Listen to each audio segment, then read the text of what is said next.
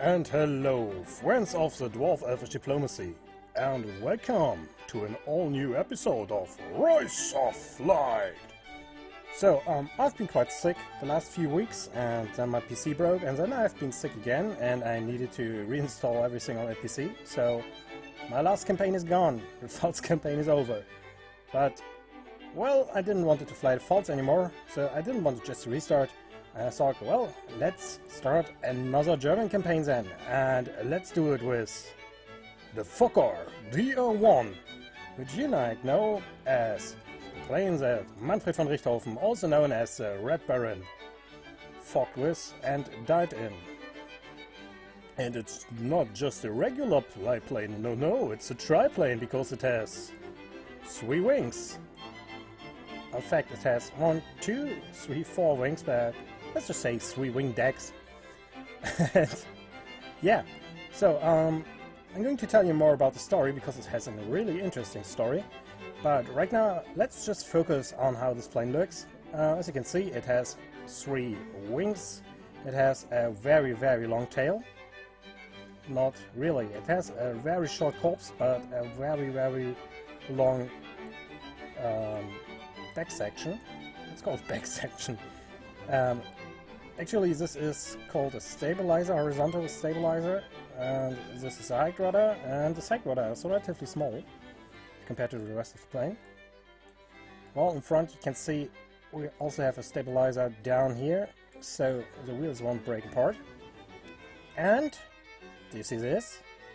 You know what that means? Yes, it's a radial engine. The whole engine is turning the whole time, so we will have a constant drag to the right side. But we are also able to blip the same because it has a blip switch. It's also featuring 2 very big LMG Spandau 0815. I have my speed measurement once again out here on the left side, which is really uncomfortable, but it doesn't matter because speed doesn't matter in this plane. Why does it matter? Well, let me show you by loading up the main game.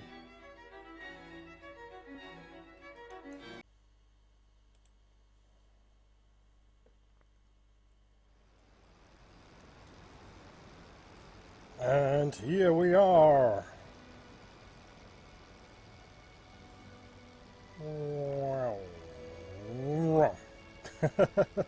Sorry. This is it. This is the cockpit of the Fokker DR1, which, by the way, is a very hard to fly plane when you're new to the game. And that is because it has a radial engine. Yeah, problem with radial engines is you need to set up the right mixture. See here? Or the motor will just go out. And of course it's constantly trying to turn into the side the propeller's going, which is in this case the right side. But it also has some features no other plane in the game has. Let me adjust my sight here. Like this feature here. I need a bit of speed to show it. So, let's just say it has an incredible rate of turn. Like you can turn on a dime with that thing. And not even that, you can also really quickly change the direction you're going. Which I totally failed here. I need to still get used to the plane. I haven't played Rise of Flight in a while. And it's kind of hard to get into again without crashing the planes every now and then. But I will get a hang of it, I promise. That was right. That was also... No, that was... Okay. I'm not going forward anymore. No! The Earth got me. Let's just restart. I guess it is showing you how easy it is to get into a little bit of a tumble in here.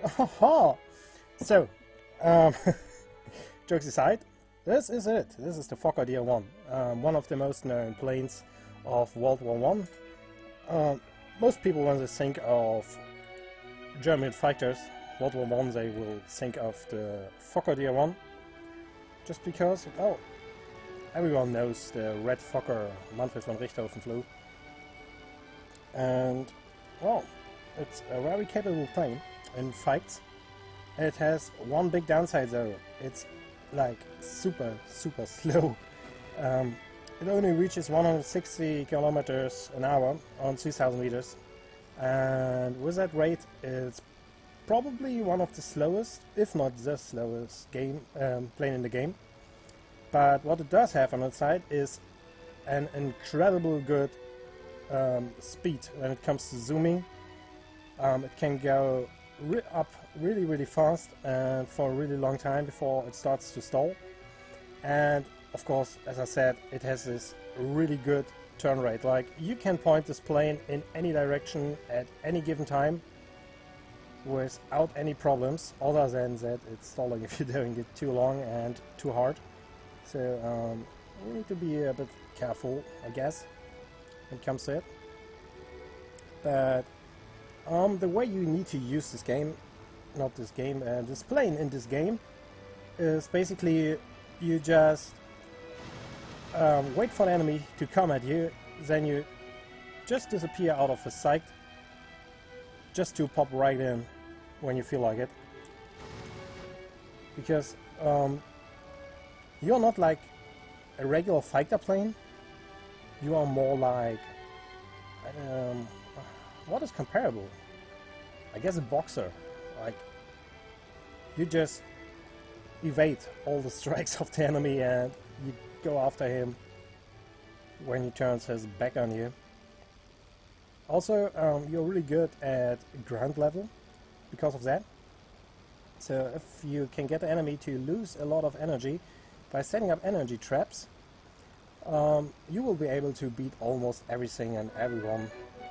That is why it's a really beloved plane in multiplayer, because normal pilots are trying to turn fight it and you can't turn fight it. Fokker DR1, that's just not possible.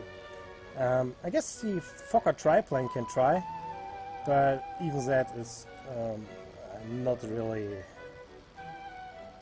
a way of action I would recommend. Yeah, the plane itself came in very late in the war. Its first flight was in July 1917, and the first time a squadron got it was in 28 August 1917. So 2 months before the Fokker 7, the best plane, arguably, in World War I, was handed out.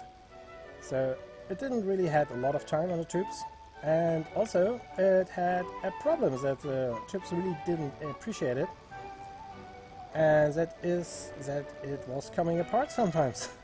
I know, shocking. So it was produced by Fokker, and Fokker had no process of quality control, and so they really didn't notice a really big flaw in their plane. And the first time the flaw popped up was when Heinrich Gontermann from the SR-15 was doing acrobatics and trying out the plane in general, and suddenly it broke apart. And everyone thought, okay, this you made acrobatics, maybe he stressed it too much, and that's why it broke apart and he died. But then later, 2 days later, actually, Dwarf-Elvish pilot Pastor died flying while on straight flight, and witnesses said that the plane just fell apart, like on its own. It just broke in the middle, and that was it. So they did a lot of testing, and they found out that water, and remember this is World War I we're talking about, so it rains the whole time basically. Just watch a movie. It really rains the whole time. So the planes were standing outside, it was raining on the planes, and this here is just canvas and wood and lime, and the lime dissolved because of the rain. So when the pilots took it out for flight, it was just falling apart. And once the pilots found out about this really bad feature, they weren't really into flying the Fokker anymore. Yeah, that was a major fault. And it also had another fault, and that is that it was really, really slow. Basically everyone can run from you. And yeah, that can be a problem. And it will be a problem, as you will see in my campaign that is upcoming. I actually don't know if this will be a real problem, because I don't know how long the campaign will go, because you know, it's Iron Man. If I die in the first mission, well, that's it. But if not, I guess you will be able to see how everyone is outrunning me. And in most squadrons I am flying a Fokker, and maybe another pilot is flying a Fokker, but the rest of them will fly the Fokker 7s or Pfalz. And they will be much faster than me, and they will just do the turns over my head while I'm trying to keep up, which is a bit of a problem. But well, I hope it will be a cool campaign, because this really is a really cool plane. Yeah, even though I'm overdoing it with the turning a lot, as you can see here. But well, let's hope the campaign will be a lot better. And yeah, I don't have to look at the cheat sheet to read updates and stuff, so I can concentrate more on the game. Anyway, let's start the campaign now. But wait, there's more! So, I just made a small graphic that is comparing the Fokker DR1 against his main enemy, this Dwarf-Elvish 13. Just look at it. Max speed 185 km an hour, 218. Ceiling 6100, 6650. But now, zooming, so going straight up, 5.7 meters a second, 2 meters a second. Who wins now? Who laughs now? Haha! Also, it's a lot lighter, despite having two huge machine guns. And yeah, I just wanted to show you that. Anyway, I will start recording the first mission now, and I hope you will enjoy it. And if you do, please leave a comment.